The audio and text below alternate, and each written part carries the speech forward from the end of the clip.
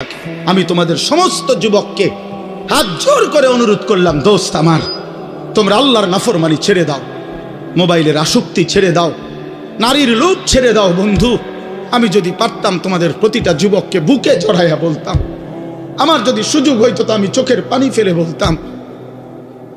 কেমনে বললে বুঝতা তোমরা? কেমনে বললে বুঝতা? কারো প্রতি কোনো হিংসা বিদ্বেষের কোনো দরকার নাই দোস্ত। ধাক্কা ধাক্কি ঠেলাঠেলি করার সময় নাই। দিন বাঁচানো, ইমান বাঁচানো, ইসলাম বাঁচানো, আগামী জেনারেশন। আমার 3 বছরের বাচ্চা আছে, অনেকের ঘরে 2 বছরের বাচ্চা আছে, কোলের বাচ্চা আছে। আমাদের চেষ্টা করা উচিত আগামীর জমিনটা, আমাদের স্ত্রী সন্তান, আগামী প্রজন্ম যেন ইসলাম নিয়ে বাঁচতে পারে, ইমান নিয়ে বাঁচতে পারে। এটাই হবে সাধনা। আমাদের সন্তান, আমাদের প্রজন্ম যেন আজানের শব্দে বাঁচতে পারে। এই জন্য এই জমিন যদি আমরা নিরাপদ না রাখি, আমরা যদি আল্লাহকে সেজদা না করি, আল্লাহর নাফরমানি করি, তাই আমার বন্ধু, আমার বাপ, আমাদের উপরে আযাব আসবে, আমাদের উপরে আযাব আসবে। আল্লাহ বলছে, বান্দা, দুনিয়ায় ডুবে থাকার শাস্তি আমি বুঝাবো। কাল্লা সাউফা তা'লামুন সুম্মা কাল্লা সাউফা তা'লামুন, কবরেও বুঝাবো, জাহান্নামেও বুঝাবো। কাল্লা লাউ তা'লামুনা ইলমাল ইয়াকিন লাতারাবুন্নাল জাহিম সুম্মা লাতারাবুন্নাহা আইনাল ইয়াকিন। আল্লাহ বলেন, বান্দা, আজকে যদি কোরআন পড়ে, হাদিস পড়ে, ওলামায়ে কেরামের কথা শুনে, না দেখেই যদি কবর, হাসর, মিজান, ফুলসিরাত, আখিরাত বিশ্বাস করতা, ভালো হতো, ভালো হইতো। বান্দা, আজকে বিশ্বাস করলে, বুঝে নিলে, আমল করতে পারতা। তো নয়তো লাতারাবুন্নাল জাহিম, একদিন সচক্ষে হাসরের ময়দানে জাহান্নাম দেখবা, সব বুঝবা। সুম্মা লাতারাবুন্নাহা আইনাল ইয়াকিন, চোখে দেখে বিশ্বাস হবে, কিন্তু সেদিন আর লাভ হবে না। সেদিন আর কি হবে না ভাইয়া? লাভ। সুম্মা লাতুসআলুন্না ইয়াওমাইদিন আনিন নাঈম। আল্লাহ বলেন, আমি কিন্তু সেদিন হাসরের ময়দানে নিয়ে বান্দা তোমার জীবনে যা কিছু নিয়ামত দিয়েছি, আসমান, জমিন, চন্দ্র, সূর্য, গ্রহ, নক্ষত্র, আলো, বাতাস, রোদ, বৃষ্টি, হাসি, কান্না, আনন্দ, বেদনা, স্ত্রী, সন্তান, ছেলে, মেয়ে, গাছ, ফুল, ফল, ফসল, তোমার চোখের পলক, হাতের নড়াচড়া, তোমার নিঃশ্বাস, এক ফোঁটা পানি, এক লোকমা খাবার। আল্লাহ বলেন, আমি যা দিয়েছি, আমি বান্দা প্রতিটা নিয়ামতের কি হক আদায় করছো আমি জিজ্ঞেস করব। আমি ছাড়বো না বান্দা, আমি ছাড়বো না বান্দা। তুমি শুনছো আমি গাফুর, কিন্তু এটাও জানো তুমি আমি কাহ্হার। তুমি এটা শুনছো আমি রহমান, এটাও শুইনো আমি জব্বার। আমি যুন্তিকাম, আমি প্রতিশোধ গ্রহণকারী, আমি প্রচন্ড শাস্তিদাতা, আমার আযাব বড় ভয়ানক। এজন্য ভাই আমার, বন্ধু আমার, চলো আজকে নিয়ত করি, কবরবাসীদের জন্য আমরা দোয়া করি, আর আমরা যারা জীবিত আছি আমরা আমাদের জীবন গঠন করি, বলি ইনশাআল্লাহ। একটা ছোট্ট কথা আগে বুঝেন, সবাই বুঝতে ভালো।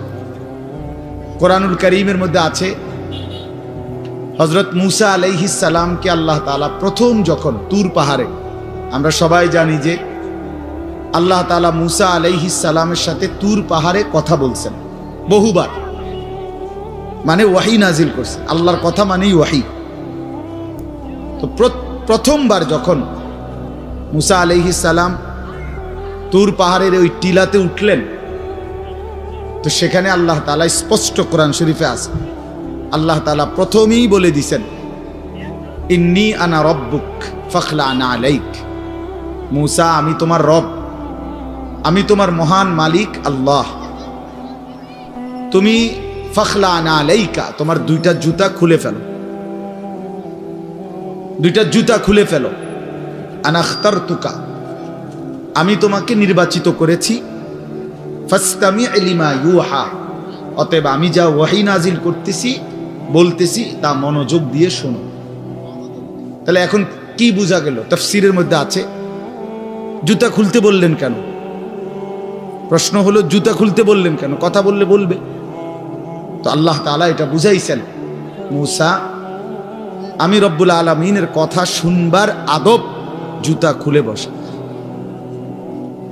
এই জন্য আদব শিখাইছেন, আদব শিখাইছেন।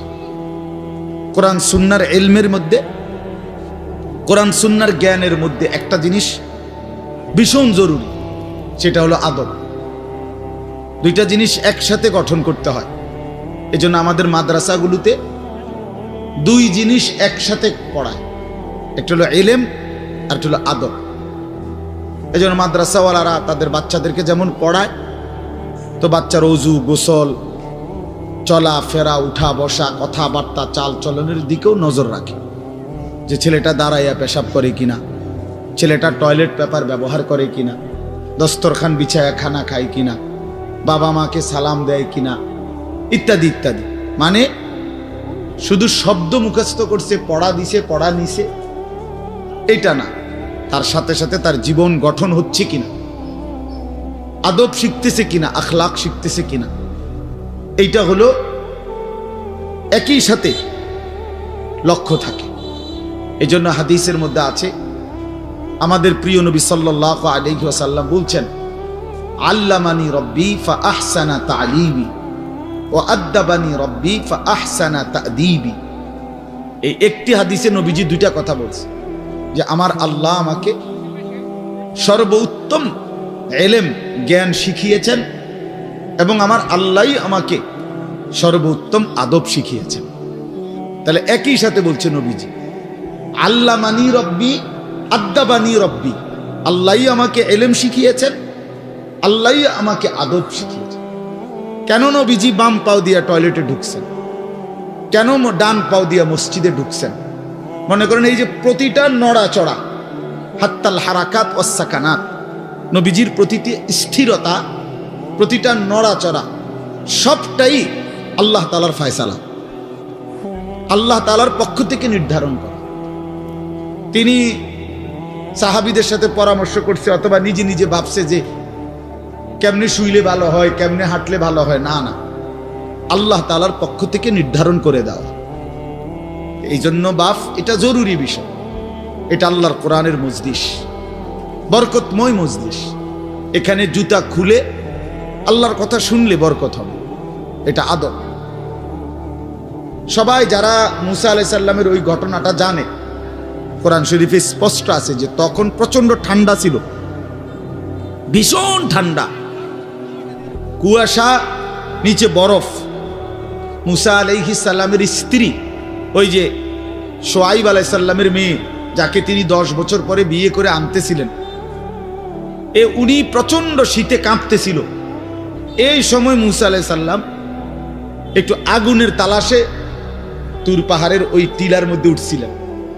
স্ত্রীকে বলছে, ইন্নী আনাস্তু নারা, আমি একটু আগুন তালাশ করে আনি, যদি আগুনটা আনতে পারি তাহলে আগুনের মধ্যে যদি তোমার শরীরে একটু সেঁক দাও, তাহলে গরমটা আর শীতটা একটু কম লাগবে। মানে সে শীতকালে আগুন দিয়ে আগের দিনে খুব ছিল, তাহলে বোঝা গেল এত ঠান্ডা, এত প্রচন্ড শীতে যে কাঁপতেছে। কিন্তু এরপরেও আল্লাহ তাআলা বললেন, আগে জুতা খোলো। অথচ এই ঠান্ডার মধ্যে জুতা না খুললে ভালো ছিল, কিন্তু এরপরও আল্লাহর কথা শুনবার আদব, জুতা খুলে শুন। হাদিসের মধ্যে কথা স্পষ্ট আছে, আল্লাহর নবী সাল্লাল্লাহু আলাইহি ওয়াসাল্লাম কখনোই খাবার জুতা পরিহিত অবস্থায় খাইতেন না। জুতা পায়ে কখনোই তিনি খাবার খাইতেন না, বরং জুতা খুলে পিঠ সোজা রাইখা, মাথা নিচের দিকে নোয়াইয়া, 2 হাঁটু উপরের দিকে তুলে বিনয়ের সাথে আল্লাহর নবী সাল্লাল্লাহু আলাইহি ওয়াসাল্লাম খাবার গ্রহণ করতেন। নবীজি নিজে বলতেন, আকুলু কামা ইয়াকুলুল আবদ, একজন গোলাম তার মনিবের সামনে যেরকম বিনয়ের সাথে খানা খায়, আমি আমার মহান আল্লাহ পাকের সামনে এভাবে খানা খাই। ভাইয়া, আদব, আদব অনেক বড় জিনিস। আল আদাবু খাইরুন কুল্লু, আদব পুরাটাই কল্যাণ। রাসূলুল্লাহ সাল্লাল্লাহু আলাইহি ওয়াসাল্লাম বলছেন, মা নাহালা ওয়ালিদুন ওয়ালাদাহু মিন নুহলিন মিন আদাবিন হাসান। তোমরা তো বাংলাটা বুঝলা না, জুতা যেহেতু খুলবা না ভাই, তো বাইরে চলে যাও।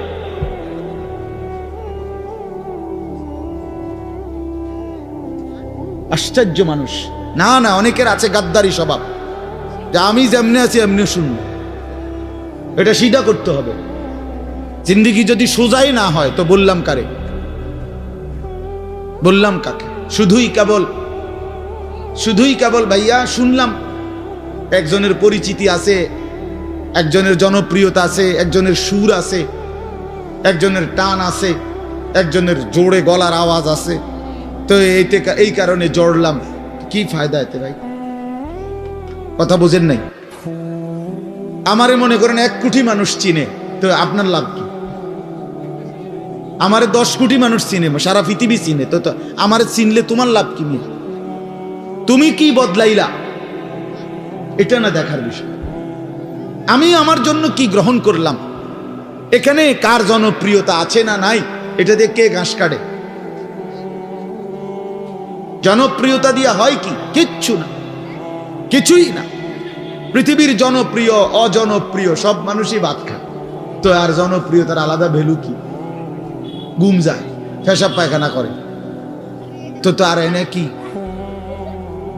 আহামরি কি? এটা কিচ্ছু না, এটা ধোঁকা ছাড়া আর কিচ্ছু ধোঁকা। এই জন্য ভাই আমি আবারও অনুরোধ করছি, তোমরা কষ্ট পাইও না, প্যান্ডেলের ভিতরে দাঁড়াইও না। আমি অনুরোধ করলাম কমপক্ষে প্যান্ডেলের ভিতরে ভাই মাহফিলের যেই যুব সমাজরা আয়োজন করছো ভাই, তোমাদের কাছে অনুরোধ আমার, তোমরা কয়েকজন কমপক্ষে স্বেচ্ছাসেবকের দায়িত্ব পালন করো। যারাই দাঁড়িয়ে আছে তাদেরকে বসতে বলো। এটা ভালো, আজকের জন্য না, সব সময়ের জন্য। হাদিসের মধ্যে আছে হযরত জিবরাইল আলাইহিস সালাম নবীজি সাল্লাল্লাহু আলাইহি সাল্লামের কাছে, শুনতেছেন আপনারা? নবীজির কাছে যখন হযরত জিবরাইল মানুষের আকৃতিতে আসতেন, জিবরাইল আলাইহিস সালাম কখনো কখনো তার মূল আকৃতিতে অদৃশ্যভাবে ওহী নাজিল করতেন কোরআন, আবার কখনো কখনো মানুষের সুরত ধরেও নবীজির সামনে আসতেন। হাদিসে কথা স্পষ্ট আছে যে যখনই জিবরাইল মানুষের আকৃতিতে নবীজির কাছে আসতেন, তো নবীজির সামনে এসে আদবের সাথে বসতেন। কিভাবে বসতেন? হাদিসের এই শব্দটা পর্যন্ত আছে, ফাসনাদা রুকবাতাইহি ইলা রুকবাতাইহি। মানে করেন নবীজি এদিকে ফিরা, তো জিবরাইল ওইদিকে মুখোমুখি মুখোমুখি বসতেন, এভাবে যে উভয়ের হাঁটু বরাবর, বুক বরাবর, চোখ বরাবর, এইভাবে মনোযোগ দিয়ে জিবরাইল আলাইহিস সালাম নবী সাল্লাল্লাহু আলাইহি সাল্লামের সামনে বসতেন। এরপরে তিনি বিভিন্ন বিষয় বলতেন, শুনতেন, নবীজির সাথে কথা বলতেন। তাইলে আদব এটা। আল্লাহর কোরআনের সামনে, রাসূলুল্লাহ সাল্লাল্লাহু আলাইহি সাল্লামের হাদিসের সামনে সর্বোচ্চ আদবের সাথে বসতে হয়, সর্বোচ্চ। এটা বসা, এটাই নিয়ম। হাদিসের মধ্যে আছে, আরো শুনাই আমি, হাদিসের মধ্যে আছে, হাদিসে কুদসি, কোন নেককার বান্দারা যখন আল্লাহর জিকির, আল্লাহর তেলাওয়াত, আল্লাহর কথা শুনবার জন্য, বসবার জন্য, বলার জন্য বসে, তো এই পুরা মজমা যখন শেষ হয়, তো আল্লাহ ফেরেশতাদেরকে জিজ্ঞেস করে যে আমার এই বান্দাদেরকে কি পুরস্কার দেওয়া যায়? তো তারা বলে, মহান আল্লাহ, আপনার ইচ্ছা। তো আল্লাহ তাআলা বলেন, শুনো, আমার এই প্রিয় বান্দাদের মজলিস যারা বসলো, আমি তাদের সকলকে মাফ করে দিলাম। তো ফেরেশতারা বলে, আল্লাহ, এখানে এমন লোকও আছে যে এমনি আসছিল, দ্বীনি উদ্দেশ্যে আসে নাই, আপনার কথা শুনতে আসে নাই, এমনি বইছিল আর কি। ইন্নামা জা আলি হাজাতিন, ব্যক্তিগত কোনো উদ্দেশ্যে আসছে, তাকেও মাফ করে দিবেন। তখন আল্লাহ তাআলা বলেন হাদিসে কুদসি, হুমুল কওমু লা ইয়াশকা বিহিম জালিসুহুম। এই শব্দটা বুঝাইতে চাই। আল্লাহ তাআলা তখন বলেন, আমার প্রিয় বান্দাদের মজলিস, হুমুল কওমু লা ইয়াশকা বিহিম জালিসুহুম, এমন কওম, যে কওম, আল্লাহ বলে আমার নেক বান্দাদের মজলিস এমন মজলিস যেখানে যেই বসছে আমি আল্লাহ কাউকে বঞ্চিত করি, কাউকেই বঞ্চিত করব না, বরং ফেরেশতারা শোনো, আমি সকলকেই মাফ করে দিলাম। তাহলে এইখানে কথাটা কি? যে জালিসুহুম, আমার নেক বান্দাদের সাথে যারা বসছে আমি সকলকে মাফ করে দিলাম। তাহলে বোঝা গেল বসার গুরুত্বটা আলাদা। এই এতগুলো কথা বলার পরে আর আমার পক্ষে আর কিছু বলার নাই এই বিষয়ে। কোরআন সুন্নাহর আলোকে বললাম। এরপরে কোনো বদনসিব যদি নাই বসে, তার কি করার আছে? তার কি মাথার বাড়ি দেওয়া যাবে? কথা বুঝছেন না? কাজেই এরপরে কোনো দুর্ভাগা না বসলে ঠিক আছে। ইসরাফিলের ফু যেদিন দিবে সেদিনও বহু মানুষ গাফেল থাকবে। হাদিস আছে, ইসরাফিলের ফু হবে, পৃথিবীতে ভূমিকম্প শুরু হবে, জমিন কাঁপতে শুরু করবে, আসমান ভাঙতে শুরু করবে, তখনও গাফলতের মধ্যে বহু মানুষ থাকবে।